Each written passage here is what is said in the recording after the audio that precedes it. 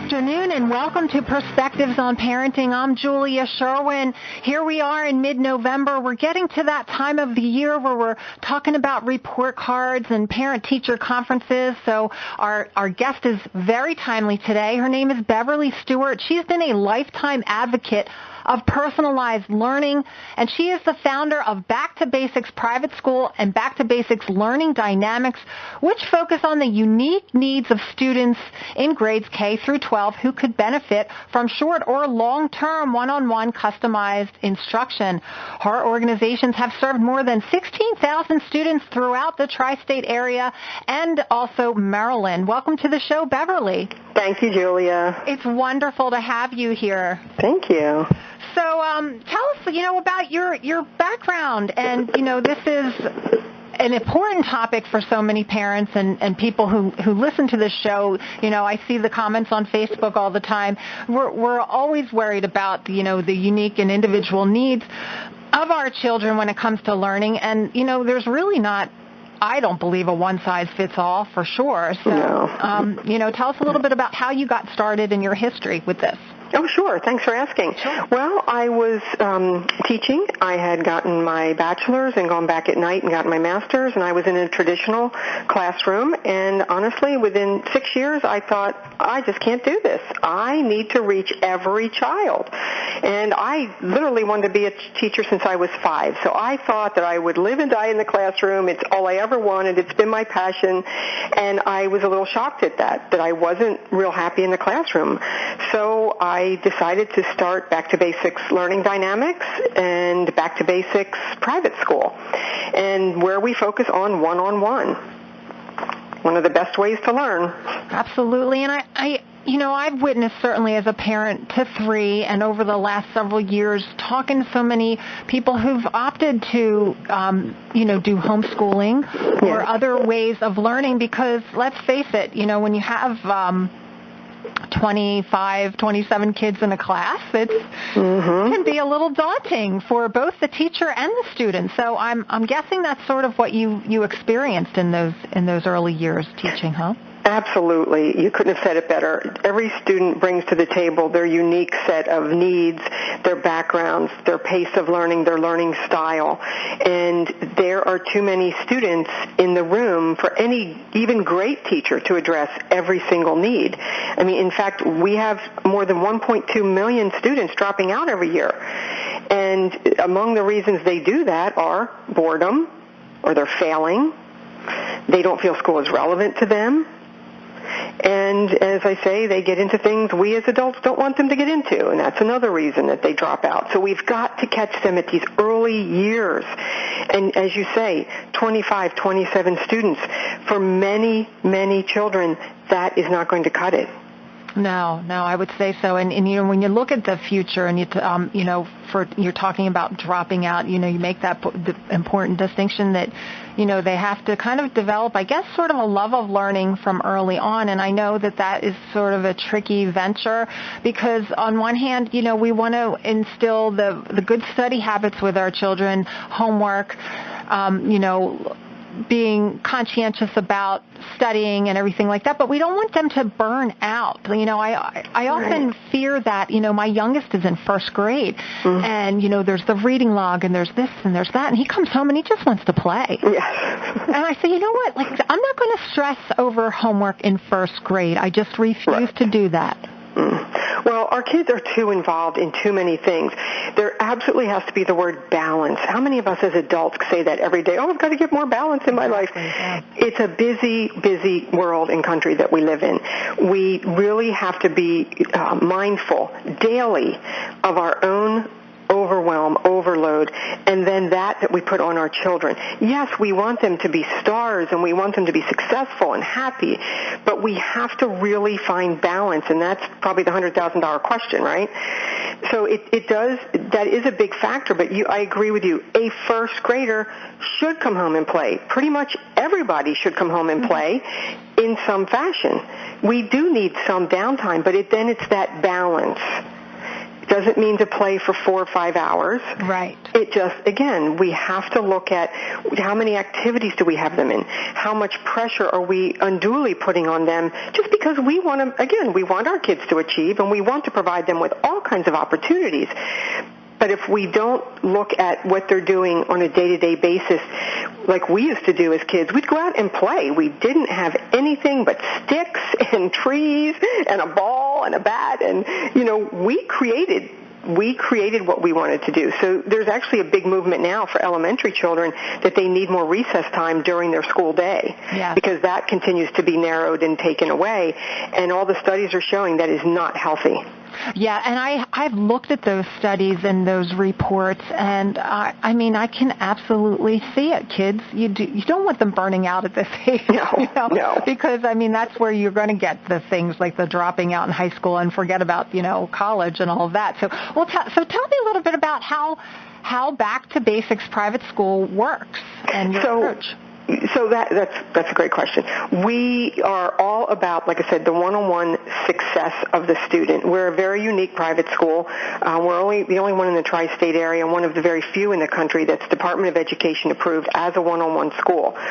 So we look at the individual situation. The student, we have to look at and the parents and teachers all need to do this. Look at their emotional situation, their social situation, their environmental situation, their overall well-being, the whole child. In other words, we're not just academic beings, so we have to look at the whole picture. We work with children who are not doing well in some other setting, no matter what it is. It could be public, private, religious, charter, homeschooling, but they're not achieving success.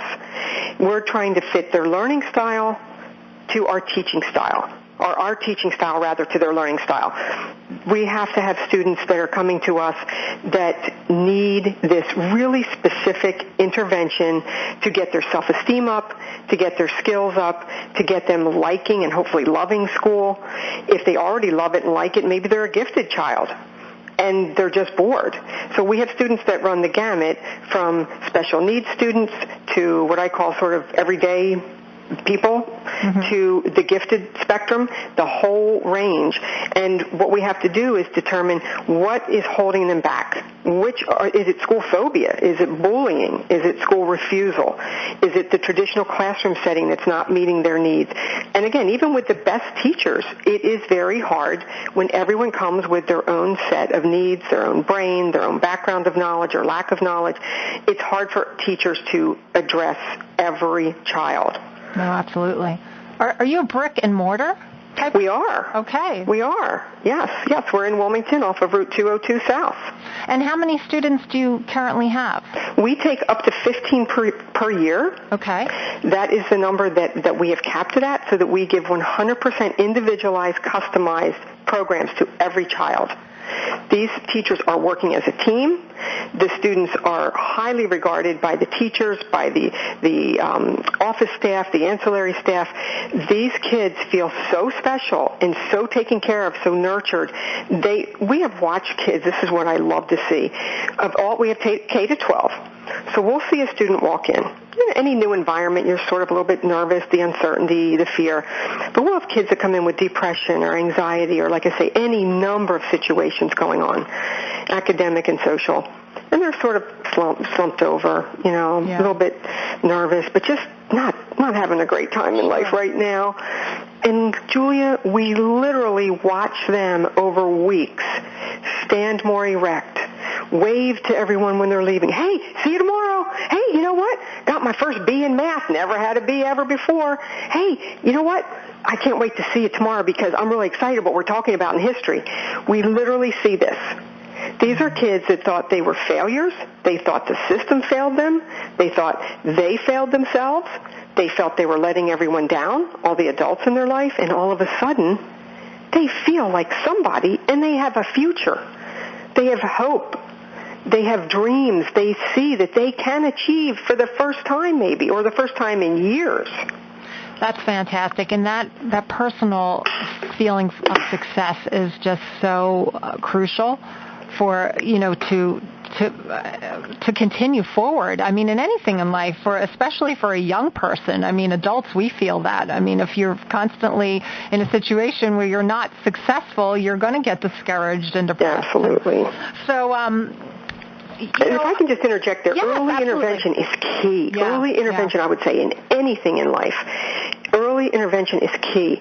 For example, a student that has 2 years of ineffective teachers, particularly in the younger formative years, it takes at least 2 years. This is all proven. It takes at least 2 years for them to get back on track and to make up for the bad years that they had. It takes at least 2 consecutive years is what I need to say. So please, parents, let's get on this as a team. Pull community members together. If you need to see psychologists or you need to see tutors or you need to see vision therapists or anyone in the community that can help your child, certainly the pediatrician, occupational therapists, social skills professionals, but pull us all in. All of us as professionals love our profession. That's why we're in it. Talk to the teachers at school. It takes a village. It really does. Yeah. Are your students, they're just falling out of the boundaries of maybe that middle of the road? Somebody mentioned to me not too long ago, school's great for the 20 to 80% group, but the people who, fall on the outsides of those, it's not necessarily going to be helpful for that group. So, I mean, do you have all different types of are they learning disabilities, or is it just kind of runs the gamut? Well, it runs the gamut, but I do agree with you that largely they may be out in those under the 20% and over the 80%. However, it could be a life situation. A couple years in a row, we had kids whose parents had died at a young age. Oh. Now, how devastating is that for everyone? Right. And then the remaining spouse, you can't pull it together. And so if they don't get other kinds of help, it's a mess. And so we've had situations that, no one expected that. And that's not a child that was falling outside of those boundaries, but now they are. Right. It can be just any traumatic event that happened in their life. It can be, yes, learning disabilities, learning differences. It can be the autism spectrum disorder with Asperger's. It can be ADHD, of course, any situations, and again with the bullying and the school refusal, these are just big issues that we deal with, and we hear about these those of us in education hear these every day. Anxiety, depression. It's quite a crisis in our country. No, absolutely, and even for my kids, I hear things like, we don't get enough time for lunch. Right, exactly. My oldest one is she's in 6th grade, but she's starting to eat like an adult, So she's like, well, I sneak my food outside, and we're not supposed to, but I just can't finish everything. Oh. And I said, well, for me, that's a problem. Yeah. You really need to have time to eat during the day. So, well, our schools are trying their best, and we're trying to fit too much into the same model that we've had for decades. So as traditional schools, we need to think outside of the box and not just technology. That's only one area. But we're asked as teachers or as staff working with children every day to do more and more. We're asked to be their psychologists, and I mean that in quotes, not in theory. Sure. Not in reality. But we're asked to be, a parent in some ways because we have them for 6.5 hours or so. We're asked to be all of these things for them, their social, emotional needs, their intellectual needs, and it's hard to fit all that in. And, in addition to the regular subjects, we need to teach study skills, and we need to teach some social skills, and we have all of this on our plates as people in schools, the principals, the guidance counselors, everyone, and there's only so many hours in a day. And this model was created decades ago when we didn't have all these things to address, exactly. Or not to this level. Right. Well, so that makes it hard. Absolutely. We're going to take our commercial break here. You're listening to Beverly Stewart. She is the founder of Back to Basics Private School. We will be right back after these commercials. To Perspectives on Parenting on 1520 WCHE. Welcome back to Perspectives on Parenting. I'm Julia Sherwin, having a conversation with Beverly Stewart, who is a lifetime advocate of personalized learning, and she's founded Back to Basics Private School, which is based in Wilmington, and it serves students throughout the tri-state area and Maryland. So tell me a little bit, Beverly, about the kind of curriculum that your teachers follow. Yes, well, we do use blended learning, which is a combination of technology and hands-on. We customize it to each child. So some students will have more of one than the other. We do, obviously, the core curriculum, that's, language arts, math, social studies, and science. But we have over 50 electives for the students, and I don't use elective just for high school level. When I say elective, we can have the students take, obviously, the standard tends to be music and art, okay, at the younger ages. Mm-hmm. But we have all kinds of different subjects. The students can take Japanese. They can take, certainly, Spanish. They can take 21 different foreign languages at any age, from kindergarten up through 12th grade. Some of the older students, they like psychology. They like, certainly, learning about computers and creating websites and social media, and they think they want to get into that career. We do so many different types of subjects for the kids, fitness, financial skills in terms of personal finances, just so many different types of courses that they can take with us, and it's all taught one-on-one.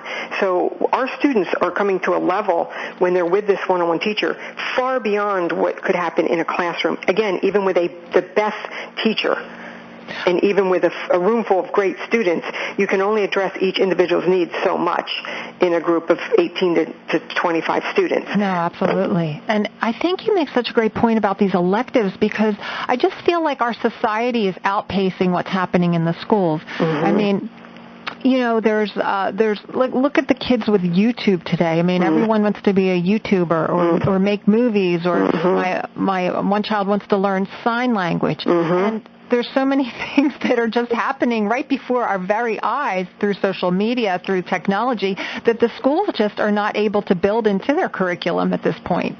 That's true, and some of them are. We're actually seeing American Sign Language as an elective in some of our schools.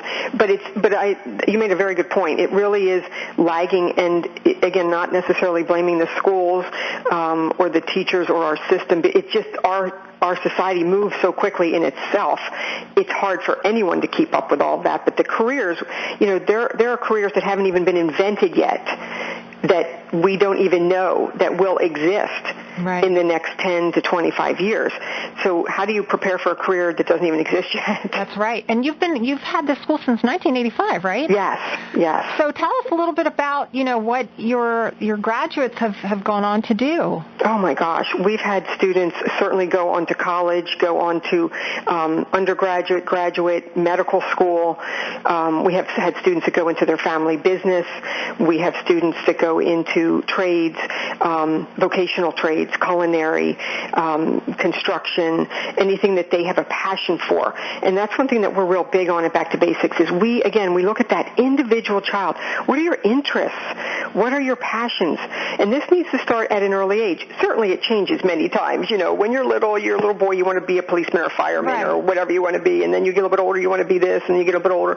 But that's okay. That we should explore all of that and open up the world for our children. And I mean the world, because who says they're going to stay in America when they get out and they want to go to college, they want to go for a career. But it's important that we have these conversations early about their interests and their passions and how we can best support that for them. Absolutely. I think that, at least when I was growing up, you may have had an interest in things, but we were kind of told sometimes to subdue those. Right. Right? Well, this is what you need to focus on, and this is where you'll make money, and this is where... Mm-hmm. And at the end of the day, you're not going to be successful and make money and do all those things if you don't love what you do. Exactly. You're going to eventually, how many lawyers do you know that have decided to, go up and open their own business after many years of practicing law or something? Yes. And I can't tell you, it saddens me how many males I have interviewed over 31 years in business who have said to me, my parents told me I really need to go into engineering, or I really need to go into whatever it was that paid a lot of money and I could support my family. And I understand that. And they said, you know what? Didn't cut it for me. Yeah. And now I went back and did a second career, got my degree in education. It's the best thing I've ever done. I love it. So I agree with you. Parents are well-intentioned. Again, they want their kids to be successful, and they want them to support themselves and be contributing members of society. But I totally agree with you, Julia.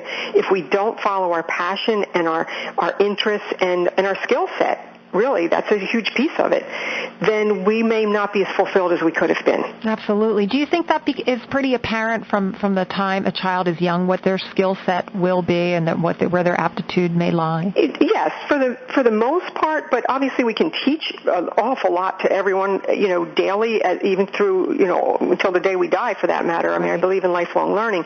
But yes, their bent, their which way they lean towards certain things is very early on. You have maybe, your sports-minded kids, and then you have your arts kids, and you have your math and science kind of kids, and you know what I mean?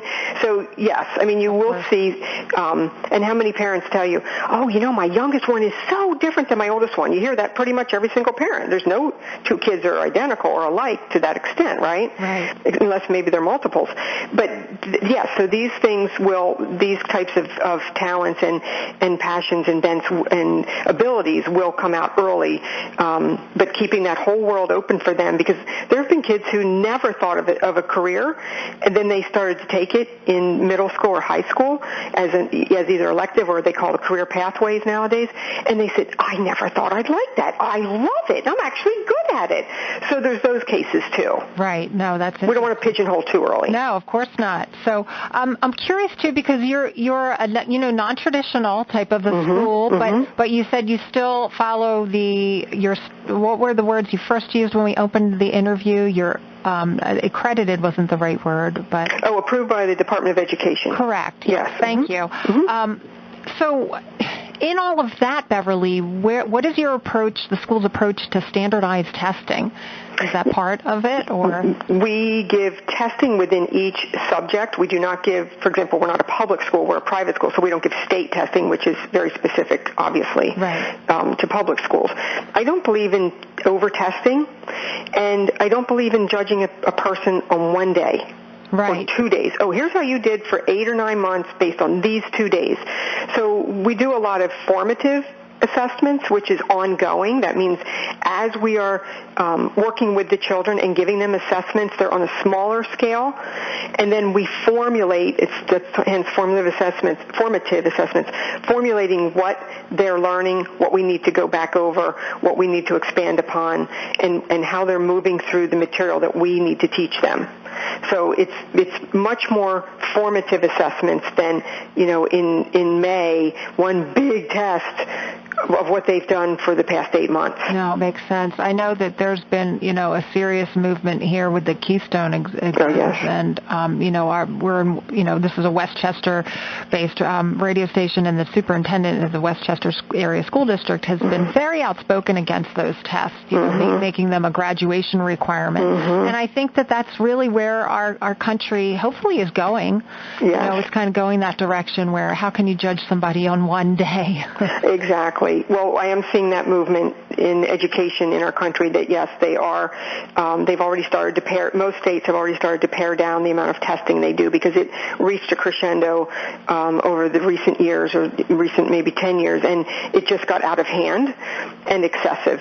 And we had a narrowing of the curriculum, teaching less, more testing, less teaching. So now there is the movement, and it has already begun to do less testing in that manner. Yeah, I know another hot button subject has been, Common Core. Yes.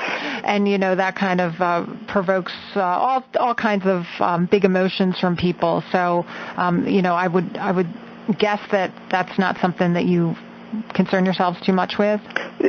We look at it and we take from it what we think is effective, and we do not follow every bit of it to the letter of the law, because I don't believe in it in its entirety.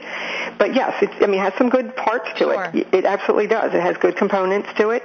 But as I say, we glean from it what we feel is best, and do not take it as a whole package. And that also is, as you said, very controversial.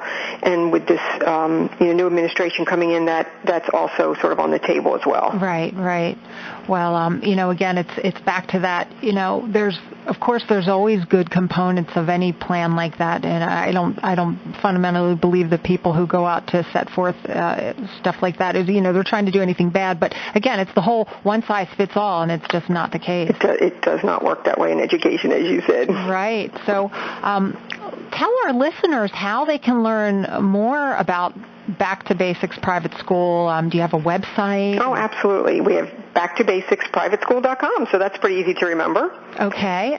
Any upcoming events or open houses or anything like that? We actually offer open houses on a one-on-one basis. Since we only take 15 students a year, it's very selective in terms of, does your child have these kinds of situations and events and struggles right now that we need to get that self-esteem up, those skills up. We need to turn a life around. That's the kind of student that we take.